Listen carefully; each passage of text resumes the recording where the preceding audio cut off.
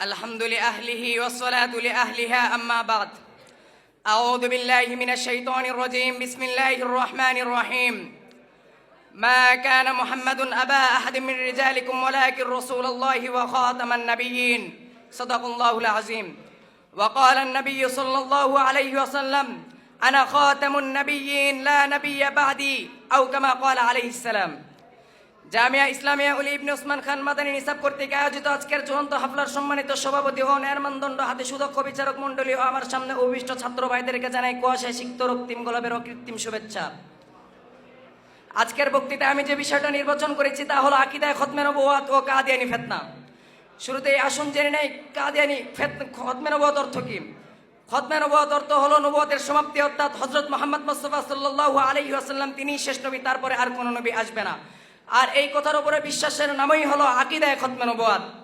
মুহতারাম হাজিরিন, সূক্ষ্ম চিন্তা করলে বুঝবেন পৃথিবীতে এমন কোনো কাজ নেই যার শুরু আছে শেষ নাই। যেমন নামাজ শুরু হয় তাকবীর উলার মাধ্যমে আর নামাজ শেষ হয় সালামের মাধ্যমে। দিন শুরু হয় সূর্য উদয়ের মাধ্যমে আর দিন শেষ হয় সূর্য অস্ত যাওয়ার মাধ্যমে। তেমনি মহান রব্বুল আলামিন এই নবুওয়াতের ধারা শুরু করেছেন হযরত আদম আলাইহিস সালামের মাধ্যমে, আর এই নবুওয়াতের ধারা শেষ করেছেন হযরত মুহাম্মদ মুস্তাফা সাল্লাল্লাহু আলাইহি ওয়াসাল্লামের মাধ্যমে। যেমন তিনি কোরআনে ইরশাদ করেন, মা কানা মুহাম্মাদুন আবা আহাদিম মির রিজালিকুম ওয়ালাকিন রাসূলুল্লাহি ওয়া খাতামান নাবিয়্যিন। মুহাম্মদ তোমাদের কোন যুবকের পিতা নন, কিন্তু তিনি আল্লাহর রাসূল এবং তিনিই শেষ নবী। এবং হাদিসে রাসূলুল্লাহ সাল্লাল্লাহু আলাইহি ওয়াসাল্লাম খতমে নবুওয়াত সম্পর্কে ইরশাদ করেন, ইন্না রিসালাতা ওয়ান নবুওয়াতা কদ ইনকাদাত ফালা রাসূলা বাদি ওয়ালা নাবিয়্যা। নিঃসন্দেহে রিসালা এবং নবুওয়াতের দরজা বন্ধ হয়ে গিয়েছে, সুতরাং আমার পরে কোনো নবী রাসূল আসবে না। অন্য এক হাদিসে ইরশাদ করেন, কানাত বানু ইসরাঈল তাসুসুহুমুল আম্বিয়াউ কুল্লামা হালাকা নাবিয়্যুন খলাফাহু নাবিয়্যুন ওয়া ইন্নাহু লা নাবিয়্যা বাদি ওয়া সায়াকুনু খুলাফাউ। বনি ইসরাঈলদেরকে নেতৃত্ব দিত তাদের নবীগণ, যখন এক নবী ইন্তেকাল করত তো তার পরিবর্তিতে আরেক নবী আসতো, কিন্তু আমার পরে আর কোনো নবী আসবে না, আমার পরে আসবে খলিফাগণ। তিনি নবুয়ত সমাপ্তির ব্যাপারে অন্য এক হাদিসে ইরশাদ করেন, আন আবি হুরায়রা রাদিয়াল্লাহু আনহু আন্না রাসূলুল্লাহ সাল্লাল্লাহু আলাইহি ওয়াসাল্লাম قال ফুদ্দিলতু আলাল আমবিয়া ওয়া উরসিলতু ইলাল খালকি কাফা ওয়া খুতিমা বিয়ান নাবিয়্যুন। আবু হুরায়রা রাদিয়াল্লাহু তাআলা আনহু হতে বর্ণিত, রাসূল সাল্লাল্লাহু আলাইহি ওয়াসাল্লাম বলেন, আমাকে সকল নবীর উপর শ্রেষ্ঠত্ব দান করা হয়েছে এবং সমগ্র জাতির জন্য সৃষ্টি করা হয়েছে এবং আমার মাধ্যমে নবুয়তের ধারা সমাপ্ত করা হয়েছে। মুহতারাম হাজিরিন, উক্ত আয়াত ও হাদিসের মাধ্যমে দিবালো করে না স্পষ্ট হয়ে যায় যে হযরত মুহাম্মদ মুস্তাফা সাল্লাল্লাহু আলাইহি ওয়াসাল্লাম তিনিই শেষ নবী, তারপরে আর কোনো নবী আসবে না। এই গেল কোরআন সুন্নাহর আলোকে নবুয়ত সমাপ্তির দলিল। এবার আসুন জেনে নেওয়া যাক কাদিয়ানী ফিতনা সম্পর্কে। রাসূলুল্লাহ সাল্লাল্লাহু আলাইহি ওয়াসাল্লাম ইরশাদ করেন, ওয়া ইন্নাহু সায়াকুনু ফি উম্মতি 30 কাযাবুন ওয়া কুল্লুহুম ইয়াজামু আন্নাহু নাবিয়্যুন ওয়া আনা খাতামুন নাবিয়্যিন লা নাবিয়্যা বাদি। অচিরে আমার উম্মতের মধ্যে হতে 30 জন মিথ্যুক মাথা ছাড়া দিয়ে ওঠে নবী বলে দাবি করবে, অথচ শুনে রাখো আমি শেষ নবী, আমার পরে আর কোনো নবী আসবে না। মুহতারাম হাজিরিন, এই হাদিসের আলোকে আমরা যদি ইসলামের 1450 বছরের ইতিহাসের দিকে তাকাই তাহলে দেখব রাসূলুল্লাহ সাল্লাল্লাহু আলাইহি ওয়াসাল্লামের ইন্তেকালের পূর্বে থেকে নিয়ে এই পর্যন্ত অনেক ভণ্ড ও মিথ্যুক মাথা ছাড়া দিয়ে ওঠে নবী বলে দাবি করেছিল। তাদের মধ্যে অন্যতম হলো মির্জা গোলাম আহমদ কাদিয়ানী। আর এই কুলাঙ্গার অত্যন্ত কৌশলে মুসলমানদের মাঝে ষড়যন্ত্রের জাল বিস্তার করতে থাকে। সে সর্বপ্রথম নিজেকে একজন মুজাদ্দিদ, এরপর ইমাম মাহদি, এরপর একজন ঈসা নবী বলে দাবি করেন, এরপর এক ছায়া নবী, সর্বশেষ একজন পূর্ণ নবী বলে জোরে সোরে প্রচার করতে থাকে।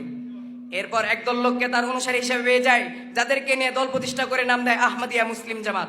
আর এই আহমদিয়া মুসলিম জামাতের মূল আকীদা ও ভ্রান্ত আকীদা হলো তাদের ধর্মীয় গুরু মির্জা গোলাম আহমদ কাদিয়ানী সে একজন নবী এবং আমাদের নবী জনাবে মুহাম্মদ মুস্তাফা সাল্লাল্লাহু আলাইহি ওয়াসাল্লাম তিনি শেষ নবী নয়। বলি নাউযুবিল্লাহ। তাদের এই ভ্রান্ত আকীদার কারণে আজ প্রায় সবকটি মুসলিম দেশে তাদেরকে কাফের ঘোষণা করে তাদের যাবতীয় বই পুস্তক ও কার্যক্রমকে নিষিদ্ধ করা হয়েছে। তবে আফসোসের সাথে বলতে হয়, আমাদের বাংলাদেশে আলেম উলামাদের দেশ, এই দেশে এখনো পর্যন্ত তাদেরকে কাফের ঘোষণা করা হয়নি। তাই তো এই দেশে তারা এখনো পর্যন্ত তাদের তৎপরতা চালিয়ে প্রকাশ্যে তাদের অবতৎপরতা চালিয়ে যাচ্ছে। তারা প্রকাশ্যে কোরআনের তরজমা বিকৃতি করছে। মুহতারাম হাজিরিন, এই বাংলার জমিনে এই খতমে এই কাদিয়ানীর বিষয় এটা কোনো নতুন বিষয় নয়। এই বিষয়ে আমাদের পূর্বপুরুষ অনেক কথা বলেছেন।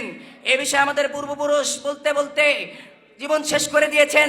যেমন খতিব উবাইদুল হক রহমতুল্লাহি আলাইহি বলতে বলতে জীবনের শেষ মুহূর্ত পর্যন্ত বলে গিয়েছেন। মুফতি ফয়জুল হক রহমতুল্লাহি আলাইহি অসংখ্যবার বলেছেন। শাইখুল হাদিস আল্লামা আজিজুল হক রহমতুল্লাহি আলাইহি বলতে বলতে জীবনের শেষ মুহূর্ত পর্যন্ত বলে গিয়েছেন। সর্বশেষ শাইখুল হাদিস আল্লামা শাহ আহমদ শফি রহমতুল্লাহি আলাইহি বলতে বলতে জীবন উৎসর্গ করে দিয়েছেন।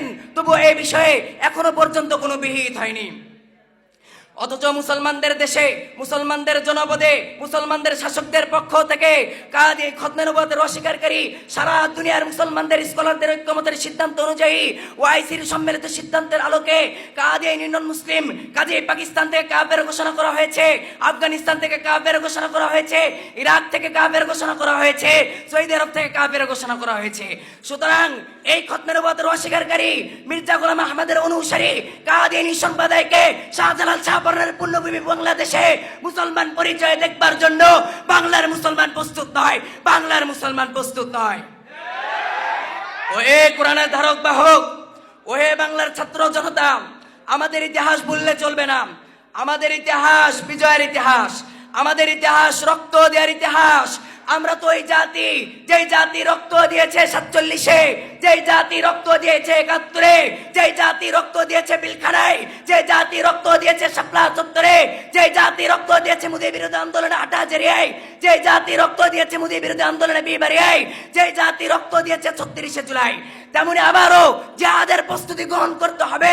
কারণ রসুলের খতমে নবুয়তের সিংহাসনকে হেফাজত করতে গিয়ে আবারও বন্দুকের সামনে দাঁড়ানোর প্রয়োজন হতে পারে, আবারও হাতে হাত করা পড়ার প্রয়োজন হতে পারে, আবারও শহীদ হওয়ার প্রয়োজন হতে পারে, আমার মায়ের বুক খালি হতে পারে।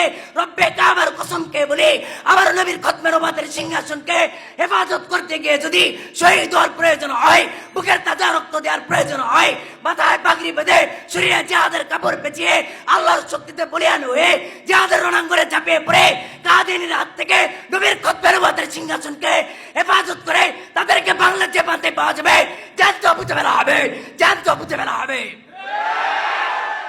সর্বশেষ মাননীয় অন্তর্বর্তীকালীন সরকারের কাছে একটাই দাবি, যে দাবি শুধু আমার ব্যক্তিগত দাবি নয়,